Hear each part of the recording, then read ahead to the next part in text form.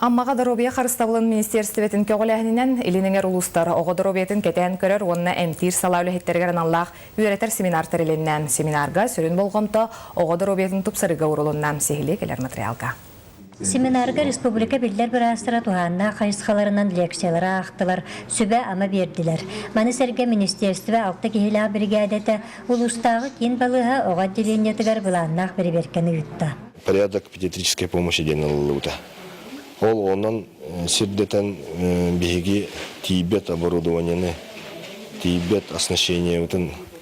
Опсанан капсетарына вот онна үлемитер тақсар ОМС чатчетінен, обязательно медицинское страхование чатчетінен әлбәқ проблема бар. Это әлбәқ болады.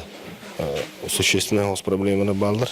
Оғы бірастыры министерстве специалистерін күтті әрі қора кәпсәттелер, тұстақ үлелерінен саналарын әттелер. Ол күрді қаммаға 30 сылын оғы бірағынан үлелер Татьяна Ивановна Артемьева, улус педиатрын ставкада тұспа болуқтақ, оны ненатолог біраз хаянда бар болуқтақ тен тұрырсар. Потому что это тоже одно из основных наших показателей даже работы, как мы будем оказывать помощь новорожденным.